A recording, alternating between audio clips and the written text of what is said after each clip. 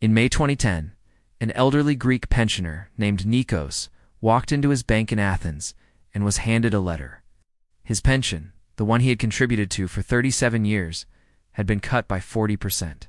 Not reduced, not restructured, cut overnight by government decree, because the Greek state had run out of money and needed to satisfy its foreign creditors before it could satisfy its own citizens. Nikos was not a speculator. He had not taken risks. He had done exactly what every government, every financial advisor, every well-meaning institution had told him to do. Contribute regularly. Trust the system. Wait. The system took 40% of what he had waited for.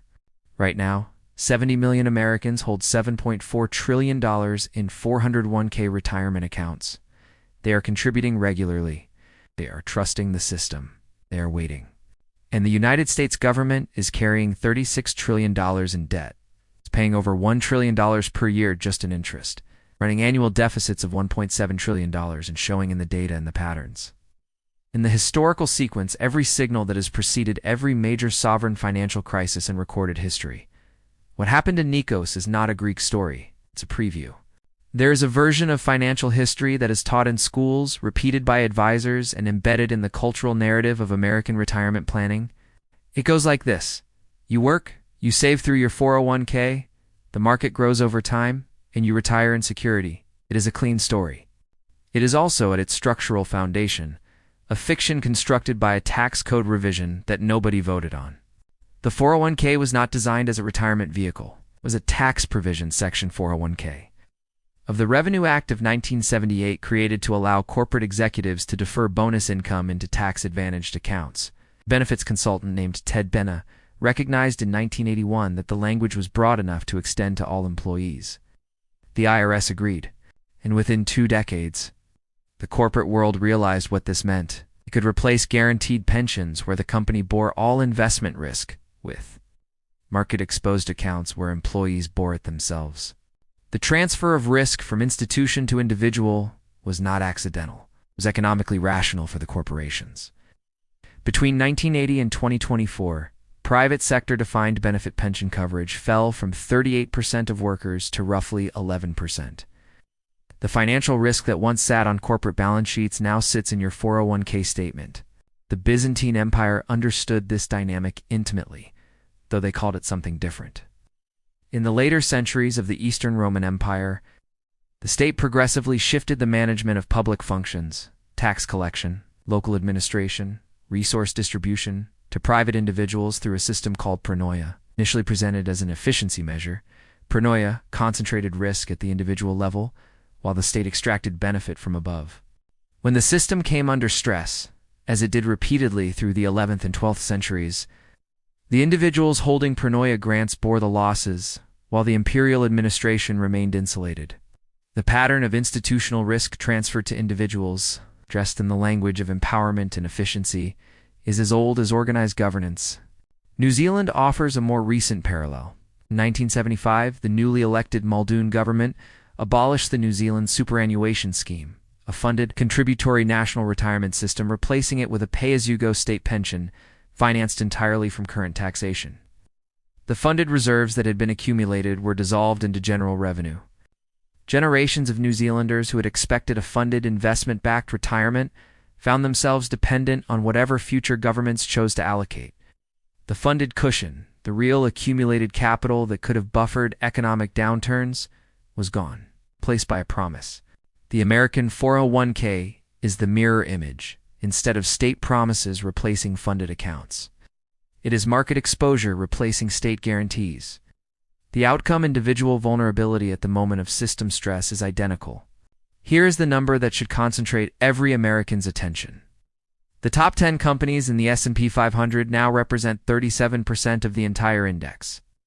If you hold a standard index fund in your 401k, as most Americans do, because that is what target date funds and default options provide, more than 1/3 of your retirement savings, rises and falls with 10 technology companies: Apple, Microsoft, Nvidia, Amazon, Alphabet, Meta. This concentration has not been higher. Since the dot-com peak of 1999, we know what followed that peak. The system works in a world of moderate growth, stable interest rates, and functioning sovereign credit. It was never designed not for one day, for a world of $36 trillion in federal debt, $1 trillion in annual interest payments, and a government whose fiscal options are narrowing in real time. The 401k is a fair weather vessel. The weather is changing. But the vessel's structural vulnerability is not the only problem. The ocean it is sailing on, the American sovereign debt system, is itself approaching conditions that history has seen before. And history has a very specific, very sobering record of what happens next. In 88 BC, the Roman Republic faced a debt crisis of startling modernity. The cost of its military campaigns in Asia Minor, across the Mediterranean, at home during the Social War, had outpaced the treasury's ability to collect taxes. Roman creditors had extended loans to the state at usurious rates. The solution proposed by the tribune, Lucius Valerius Flaccus, was direct: reduce all existing debts by 3/4 by law, a forced write-down imposed on creditors who had no recourse. The Roman legal system, supposedly the foundation of contractual civilization, simply cancelled 75% of outstanding obligations by decree. Creditors lost. The state survived. Until the next crisis demanded the next extraordinary measure, the United States has not reached the point of formal debt repudiation. But the trajectory of the numbers describes a system moving steadily toward the same terminal logic. The national debt stands at $36.2 trillion to 124% of GDP. Annual interest payments exceeded $1 trillion for the first time in American history in January 2024. The annual deficit is running at $1.7 trillion. This means the debt is growing by $1.7 trillion per year before a single new program is funded, before a single emergency is addressed, simply from the gap between what the government spends and what it collects. The Congressional Budget Office, a nonpartisan institution with no political incentive to alarm, projects the debt reaching 166% of GDP by 2054. But economic systems do not politely wait for projections to materialize. They respond to conditions as they exist. The conditions as they exist in 2024 and 2025 show 5 simultaneous stress signals that have never before appeared together in American fiscal history. The Portuguese Empire's financial collapse in the early 17th century offers an instructive template. Portugal had built its wealth on trade monopolies: spices from the East Indies, gold from Brazil, slaves from West Africa. The revenues were real. But the empire's administrative costs, military obligations, and debt service to Genoese and Flemish bankers grew faster than trade revenues. By the 1620s, Portugal was borrowing to service previous borrowing, the textbook definition of a debt spiral. By 1640, when Portugal broke from Spanish rule, it did so as a fiscally hollowed empire, its trade revenues pledged to foreign creditors years into the future. The wealth had been real. The debt had consumed it. The Confederate States of America demonstrated how quickly a currency and its bond market can collapse when fiscal credibility fails. Confederate bonds were issued in 1861 at near par. Investors believed in the Confederacy's financial viability. By 1863, they traded at a fraction of face value. By 1865, they were worth nothing at all. Every dollar invested in Confederate government debt, in Confederate currency, in any instrument of Confederate sovereign finance, returned zero. The speed of the collapse from credible issuer to worthless paper in 4 years astonished contemporaries who had not seen the structural deterioration for what it was until it was irreversible. The United States is not the Confederacy. Comparison is not equivalence. But the mechanism, fiscal credibility maintained by belief rather than fundamentals, eroding faster than official narrative acknowledges, is structurally parallel.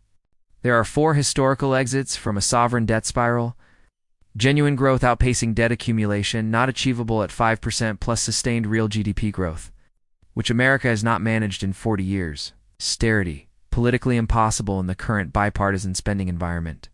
Inflation, the quiet default, where the debt is repaid in cheaper dollars over time, eroding the purchasing power of everyone holding dollar-denominated savings.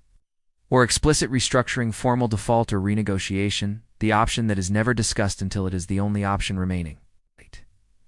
The United States is on a path toward the third option, with the fourth as the unspoken contingency. Both options devastate savings held in dollar-denominated accounts. Your 401k is a dollar-denominated account. Sitting between the debt spiral and your retirement account are 7 specific structural vulnerabilities that most Americans have never been shown clearly, because showing them clearly is not in the interest of the institutions that profit from managing those accounts. The Irish banking crisis of 2008 began with a guarantee.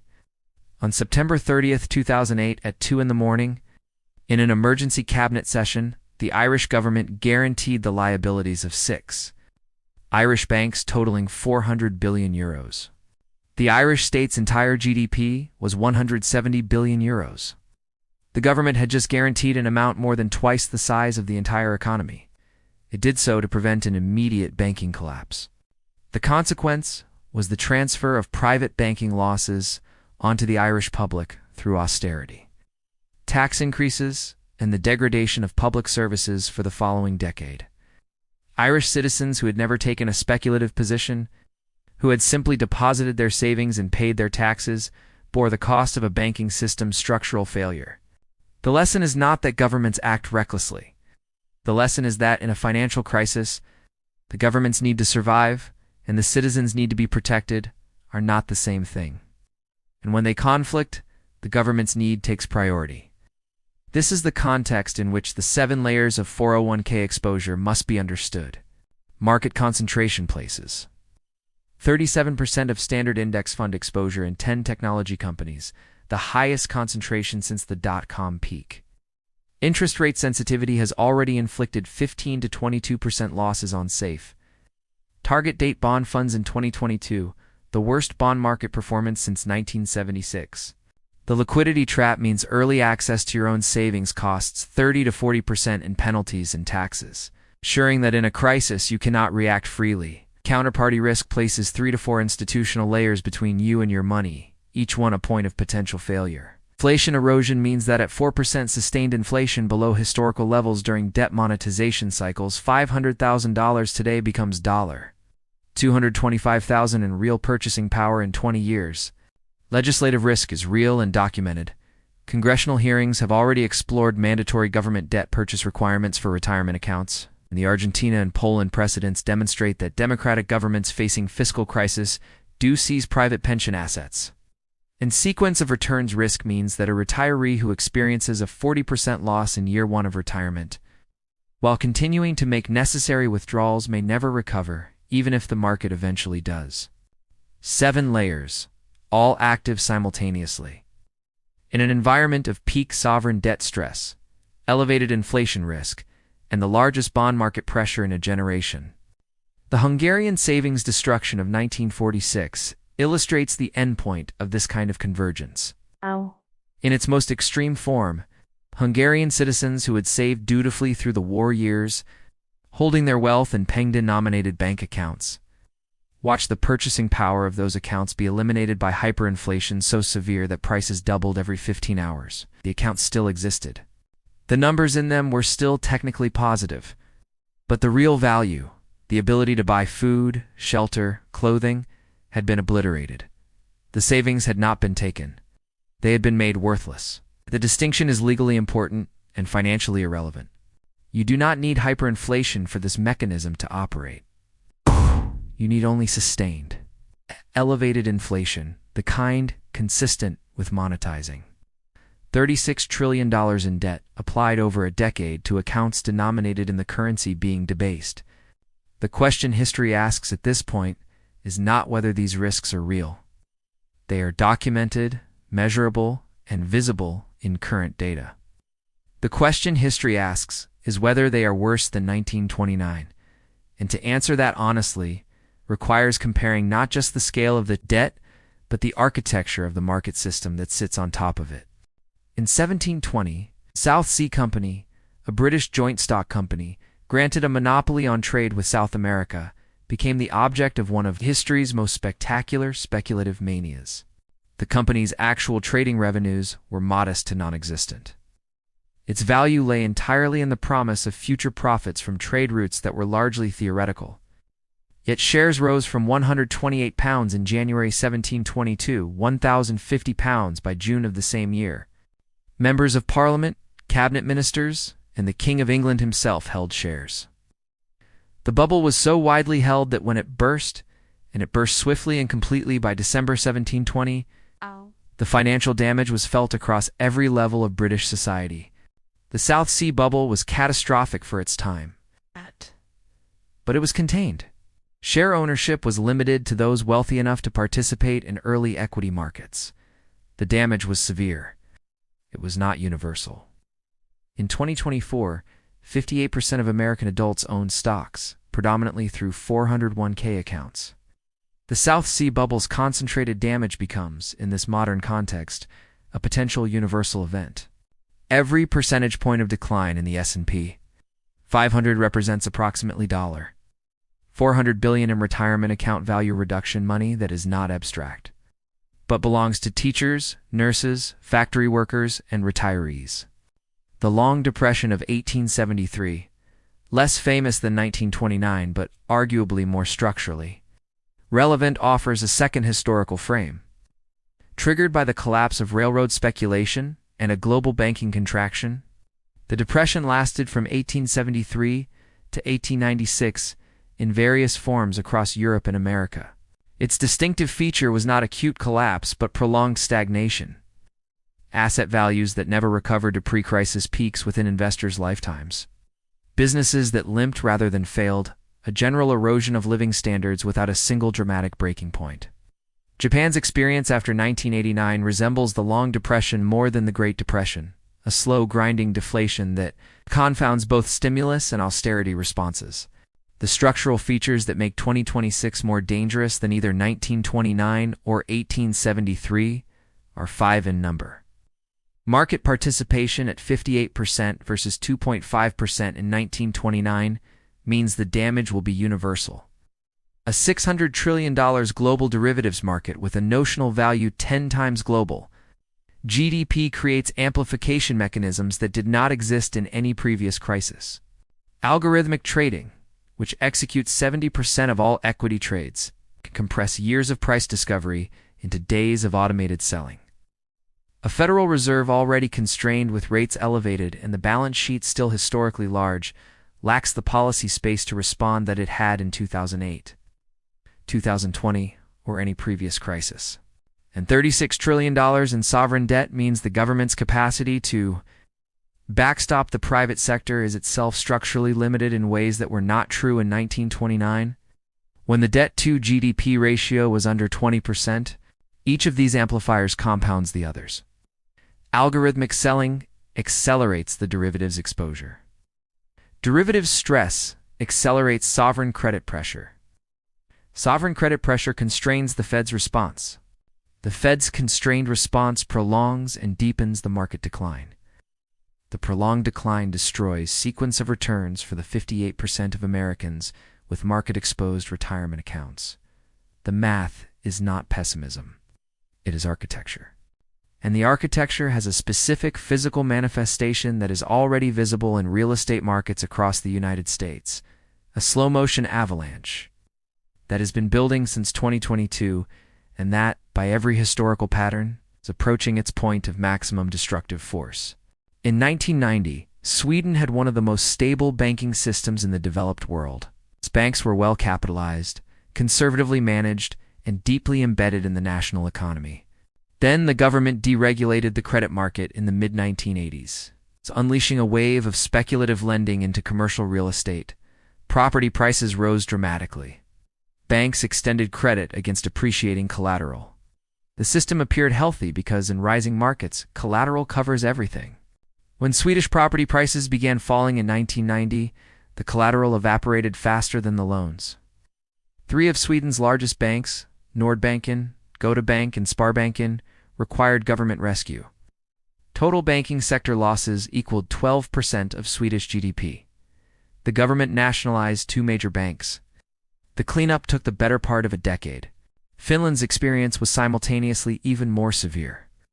The Finnish banking crisis of 1991 to 1993, similarly rooted in post-deregulation. Commercial real estate lending cost 8% of Finnish GDP in direct bank losses. Unemployment tripled. The economy contracted by 13% over 3 years. a country of careful, cautious financial culture, was devastated by a real estate lending cycle that seemed contained right up till the moment it wasn't. Sweden and Finland recovered. Both implemented decisive, honest interventions. Forced recognition of losses, bank recapitalization, transparent asset valuation. They did not practice extend and pretend. They confronted the problem, the United States.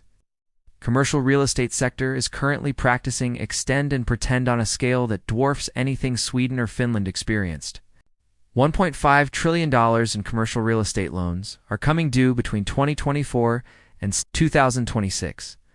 Office vacancy stands at 19.6% nationally, the highest since the Great Depression. In San Francisco, vacancy exceeds 30%. These are not temporary cyclical fluctuations. Remote work has permanently restructured demand for office space. The companies that signed 10-year leases in 2018 are not renewing at equivalent square footage in 2028. The physical reality of empty buildings is converting into financial reality at every loan maturity date. Regional banks hold approximately 70% of all commercial real estate debt. These are not abstract financial entities. They are the banks that hold American small business operating accounts, extend local construction loans, and process payroll for millions of employers.